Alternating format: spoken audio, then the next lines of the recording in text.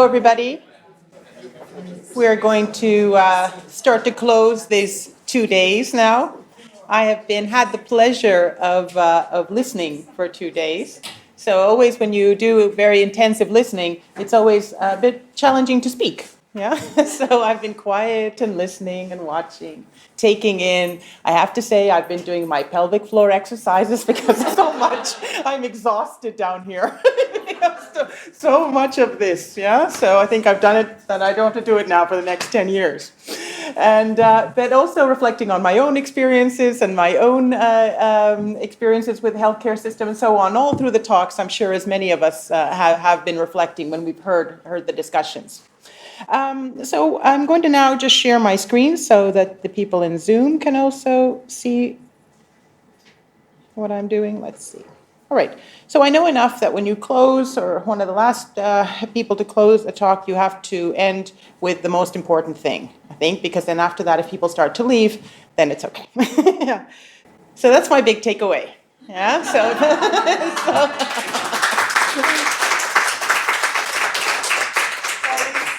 I think it's super important that you make noise, that I will make noise also, that we all make noise. I think that's the biggest takeaway that I got among many, many layers, of course, of information and so much knowledge in the room. Personal experience as well, but I think this is really the main takeaway. Such an important issue, touching on so many different facets.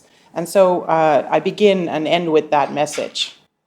I've drawn so much in the last 2 days, and I'm not going to show it all. It'd be like, when your auntie pulls out the vacation photos and they just go on and on and on, right? So I've just chosen some little snippets here and there. But then I will make all this other available to Tina, and Tina will, that, of course, make available to all of you.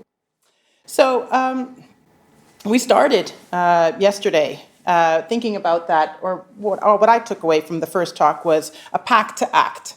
Yeah, so that notion of making noise and bringing action and working as an ecosystem and trying to really bring this message in a far-reaching or having far-reaching impact.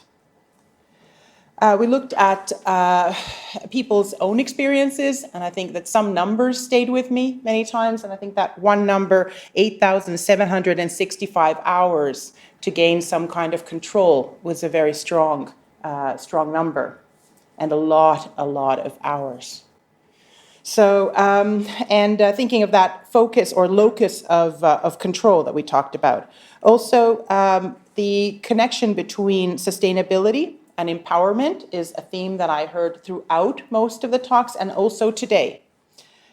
The idea of taboo rings through in almost all of the discussions that we heard today as well, and this idea that what is common and what is normal. So normalcy, or what is normal, what is common, what can we do to help, and the idea that at this point, this says now women are desperate for information, but I think all people are desperate for information who are dealing with this issue. Talking about things with their own words, bits and bobs and bobbalas, I don't know, all the millions of things we heard yesterday. Even some of us up here struggling to find ways to talk about the bits and bobs, yeah? And of course, people talking in their native language and the foreign language of English or a second language of English also brings a multitude of challenges to what do you refer, what words do you use, yeah? But as well, so this idea of information, but also of using frank and honest language to talk about this issue as openly as possible. Marketing has come up several times, and normalization through marketing, the good, the bad, yeah? And as well as trying to think about prevention. And prevention has come up so many times here. If we could only invest in prevention, if there could be a large focus in prevention, then a lot of the problems that come up later on would fade. So how do we take care of our bladders or all the other bits and bobs, yeah, that we want to name?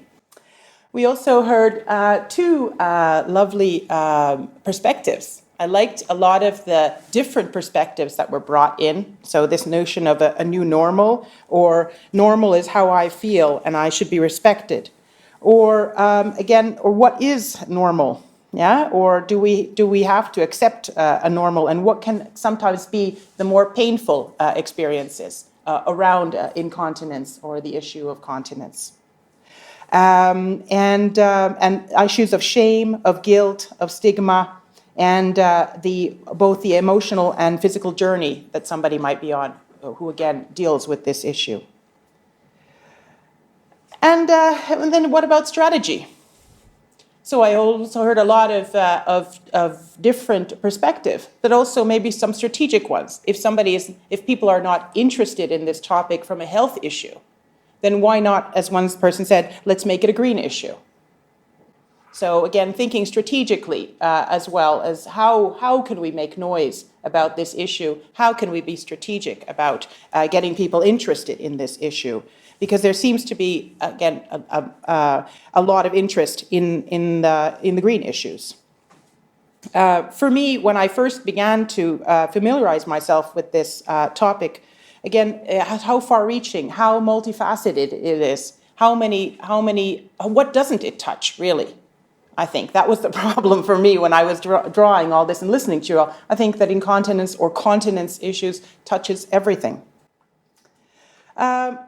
I think that in order to make noise, we need a lot of out-of-the-box thinking. And just some examples of things I heard. So yesterday, it feels like last year, we've been here for 2 days. Sorry.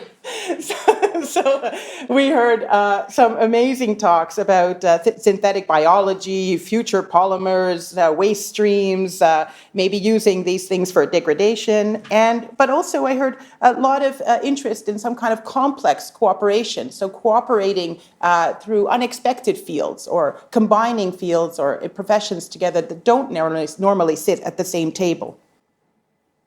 Also, a change in mindset, I think, is one of the themes that kept coming up again and again. So some people getting, for example, a wrong diagnosis, or getting the diagnosis of dementia, meaning that you are incontinent. So again, those kind of things I think touched me as well.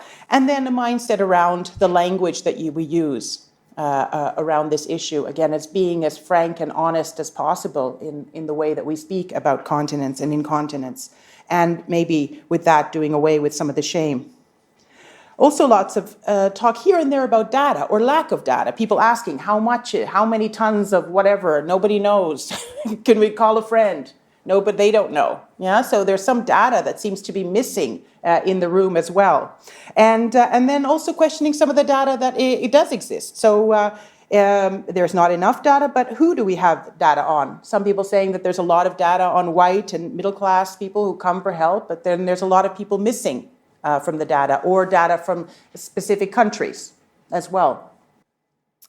And then again, a focus on prevention as early as possible, having education or being able to talk about our bodies in a very open way, being able to understand all our bodily functions, and the need to keep asking questions. Because again, something that stayed with me is that somebody suffering from incontinence or suffering silently with incontinence will only ask for help once. I think that stayed with me as well as a very strong kind of moment. And so, oops. What happened here? Sorry, I touched something. There we go. Okay, there. And on the bottom there, the idea of context, right? So where are these things happening? In which context? And which raises issues of equity, as well as the need for multiple solutions for different places, for people, for groups. So there's not a one-size-fits-all solution. I don't think that's something that came up today. I think everybody recognized the complexity of context. And I think that even in the last session, again, I heard if we would just do away with the taboo, we could, again, be on our way to solving lots and lots of problems and get on with the innovation and prevention. This is a map of your talks today, of your conversations today. And don't worry, I'm not going to go through it all, but I just do want to take just a tiny trip through it, just together. So AI was brought up as, and again, a technology as a way to monitor or to report symptoms or to give instructions, to give a better patient experience, as also to think about the life cycle. And individual solutions came up time and time again from all of the groups. Thinking about alternative products and new devices, nudging, ways to give information in small little doses, and again, as tech as social intervention. Right? So tech not just as technology, but as social intervention. Waste and technology and waste. So I'm just talking about technology at the moment, technology and waste. So waste as a resource. And again, the notion that we cannot talk about this issue of technology or waste or sustainability without talking about equitable access to water, electricity, technology, linking continence, for example, to menstruation or other issues. Almost every single group talked about quality and dignity attached to technology. And again, thinking about technology that protects the user, for example, with containment, or optimizes the process of going to the toilet. Yeah? So really a quality of daily life. Procurement issues, not certainly around only thinking about what's the cheapest, but also perhaps most ecological, without, again, taking away from the quality of the experience of the user, of course. And data. Data came up, and fun things like gamification of toileting, some people had as well, yeah? And the use of data. The use of data takes me then to policy. So data should be brought into policy, standardized, up-to-date, international use, cost, waste. There's lots of data that hasn't been collected. Patient inclusion in policy, thinking about ways to give incentives or support. And when we think about support, we want to think about innovation, environmental issues, quality of life, economic issues, and evidence-based decision-making. And there were some questions of where is this evidence coming from and who is providing it. Practice, issues around practice, again, patient or user inclusion in practice, sharing best practices, looking at assessment of the life cycle of products, and as well as really concrete things like in your checkups, in our normal checkups, to have pelvic floor muscles checked or questioned and asked about. And holistic training. Holistic training brings me to then infrastructure. And one big aspect of infrastructure, again, was education and educating architects, policymakers, clinicians, so on. Infrastructure won't change unless they have that information in which to make that change. And I think that, I don't know if this term exists, but continence design, does that exist? So it's something that I just sort of saw those words together and I thought, well, that's interesting. If you're going to think about infrastructure, you think about continence design. And social transformation, logistics, thinking about this as climate positive possibilities, and again, fostering equity by dismantling power dynamics. There's lots of opportunities here, and as well as bringing that equity into public toilets, visibility, inclusivity, and into our everyday housing, where continence or incontinence is really not thought about at all. So I leave you with that wonderful, again, can't replace all of the discussions, the multifaceted, wonderful quality of discussions that you had, but it's there as an anchor to remind us of some of the discussions that we had today. So I thank you.